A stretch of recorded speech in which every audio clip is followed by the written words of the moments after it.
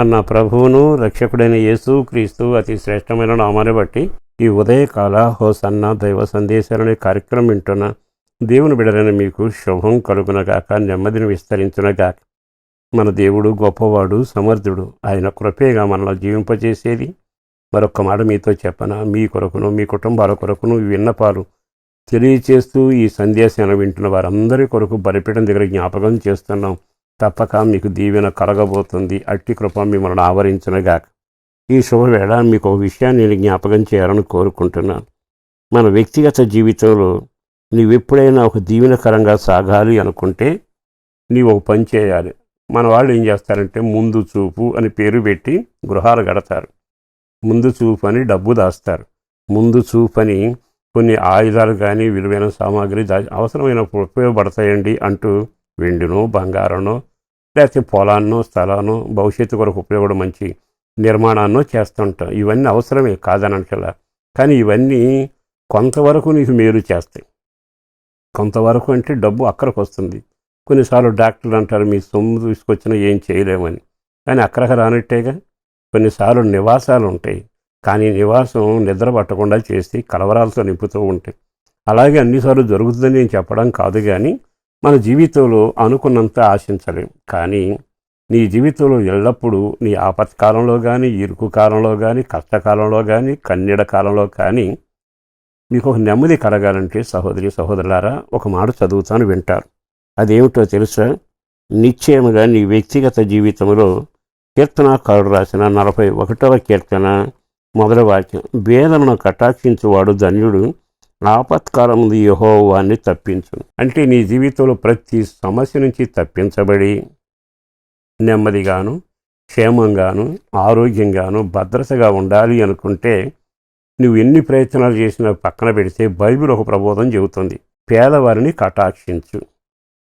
పేదవారిని కటాక్షిస్తేనట అది ఆపత్కాలం ముందు నిన్ను కాపాడుతుందట.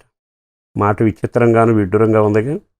నీ దేవుని వాక్యం ఏమిటంటే, నువ్వు దేవుని సమాజంలో బ్రతికినంత కాలం నీ చుట్టూ పేదలు ఉంటారు, అనాథలు ఉంటారు, దిక్కులేని వాళ్ళు ఉంటారు.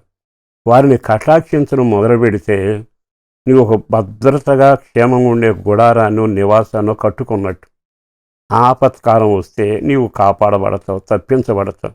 అందుకని ధనం కూర్చానండి, మంచి ఇల్లు కట్టానండి, లేదో దాని యందు దీని యందు నేను డబ్బు నిల్వ చేశానండి, ఆపత్కాలం ఉపయోగపడద్దంటే కొన్నిసార్లు అక్కడికి రాకపోవచ్చు. కానీ దేవుడు ఎప్పుడు నిత్యం నీతో ఉంటాడు, నీకు క్షేమాన్ని కలుగ చేస్తాడు, దీవెనతో నింపుతాడు, ఆశీర్వాదం పంపుతాడు. కనుక నీవు పేదవారు కనబడినప్పుడల్లా పేదలను కటాక్షించడం. ఇంకొక మాట చెప్పన, నువ్వు ఎప్పుడైతే కటాక్షిస్తావో దేవుడు నిన్ను నీ పిల్లలను కటాక్షిస్తాడు. ఇది మొండి సూత్రం, తెలిసిన వాస్తవం. అంటే కటాక్షించడం ద్వారా విత్తనం వేసినట్టు అన్నమాట. విత్తనం వేసిన వాడు ఊరికే పోదుగా, వాడు ఫలసాయం కొరకు ఎదురు చూస్తాడు, తప్పకుండా ఫలితం పొందుతాడు. నువ్వు కటాక్షించు, దేవుని కటాక్షి నీ మీదకు వస్తుంది. అబ్రహాం ఎంతమంది జీవితంలో కటాక్షించాడు, కానీ ఒక దినాన దేవుడు అతను ఎదురుగా నిలబడితే నీ కటాక్షం నాకు కావాలి అంటే కాదనకుండా ఇంట్లో ఉండి నవ్వును దీవెన కలుగు చేశాడుగా. అంటే నువ్వు ఇతరులను కటాక్షిస్తే దేవుడు నిన్ను కటాక్షిస్తాడు. కుష్ఠరోగి ఊరి బయట ఉండి ఏడ్చాడు కదా, అయ్యా నీ కటాక్షం నా మీద ఉన్న ఎడల ఒక్కసారి ఇదిగో ఈ కుష్ఠరోగా నుంచి విడుదల చేయవా అంటూ బ్రతిమలాడాడు. యేసు దేవుడు నెమ్మదిగా కుష్ఠరోగి దగ్గరగా వెళ్ళి అతగాడి మీద చేయిబెట్టి కుష్ఠరోగం విడిచిపోయినట్టుగా ఆయన గద్దించాడు. వెంటనే కుష్ఠరోగం అతను విడిచిపోయాను అనే మాట మార్క్స్ వార్తలో ఉంది. ఎందుకు ఈ విషయాన్ని జ్ఞాపకం చేస్తున్నానంటే, దైవ సంబంధమైన కృపచేత దీవెనల చేత మీరు కటాక్షం పొందాలని ఒక సేవకుడిగా నేను కోరుకుంటున్నాను. మరి అలాంటప్పుడు కటాక్షం ఇచ్చే దేవుని వైపు తిరగాలి.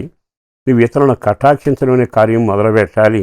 నువ్వు ఎంతగా ఇతరులను కటాక్షిస్తావో అది నీకు ఆస్తి, అది భద్రత, అది నివాసం, అది క్షేమతరం. నిత్యం నీవు స్థిరంగా కాపాడబడతావు. అట్టి కృప మీకు కలగాలని ఒక సేవకుడిగా కోరుకుంటూ ఈ మాటలు మీతో పంచుకొనుచుండగా మీకు కృప కలగాలి, మీ కుటుంబాలు క్షేమంగా వర్ధిల్లాలి. మీ కొరకు ఒక ప్రార్థన చేస్తాను. ప్రభువు మిమ్మల్ని దీవించునుగాక. పరిశుద్ధులను ప్రేమమడిన ప్రభు వందనాలయ, అపారమైన నీ ప్రేమ కొరకు ధన్యవాదాలు. మా పిల్లలందరినీ వార ప్రారంభంలో ప్రార్థన చేస్తూ జ్ఞాపకం చేస్తున్నాం. కుటుంబంలో శాంతి సమాధానం, పిల్లల చదువులు పరీక్షల కొరకును, కావలసిన క్షేమం కొరకును, ఆరోగ్యం కొరకు, సంతానం లేని వారి పట్ల నోటి నిండా నవ్వు కలుగు చేయండి. వేసవి ప్రారంభందయ్యా. పిల్లల వివాహాలు ఘనంగా జరిపించబడాలి. వెసలా ఉన్న వారికి విడుదల కలగాలి. విడిపోయిన కాపురాలు కట్టబడాలి. రక్షణ భాగ్యం కలగాలి. ప్రార్థనా జీవితంలో పెంచబడాలి. చేసేదల్లా కలిసి రావాలి. ఉద్యోగ, వ్యవసాయ, వ్యాపారాల్లో తోడుగా ఉండండి. ఎవరు మా ప్రార్థన కోరుకుంటారో వాళ్ళకు క్షేమం కలగాలి. ఈరోజు కార్యక్రమాలన్నింటిలో మీ బిడ్డలకు హస్తం తోడుగా ఉంచి దీవెన, నెమ్మది, క్షేమం కలుగు చేసి మీ రాకడ కొరకు ఆయత్తపరచమని అటు ఘనకార్యం చేసినందుకు వందనాలు చెల్లిస్తూ రక్షణ భాగ్యంతో, ప్రార్థనతో, సహవాసంలో పెంచండి. యేసు పేరట వేడుచూ ఉన్నాము తండ్రి. ఆమేన్.